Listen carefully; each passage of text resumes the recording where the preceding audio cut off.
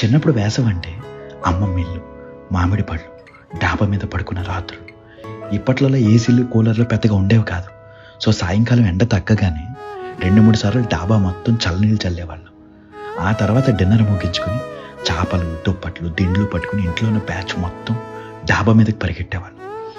చేపలన్నీ మంచిగా పరుచుకుని సెంటర్లో ప్లేస్ కోసం కజిన్స్తో ఫైట్ స్టార్ట్ చేసాం. చివర పడుకుంటే దయ్యాలు వస్తాయని భయం. ఇంకా కజిన్స్ అందరం కబుర్లు చెప్పుకుంటూ, అంత్యాక్షరి ఆడుకుంటూ, ఇంకో పక్క తాతయ్య చెప్పే దయ్యాల కథలు వింటూ, దోమలు కొట్టకుండా కాయిల్స్, అందరం పోటీ పడి మరీ లెక్క పెట్టి ఆకాశంలో చుక్కలు. లెక్క మిస్ అయిపోతే మళ్ళీ మొదటి నుంచి స్టార్ట్ చేయడం.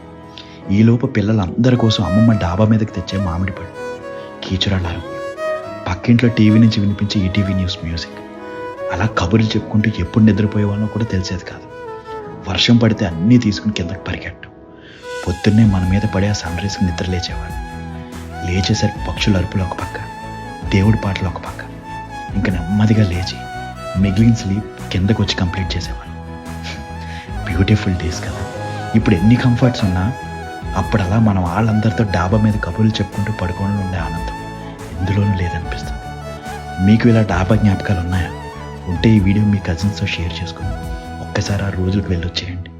ఉంటా అండి. ఇట్లు మీరాలంగా.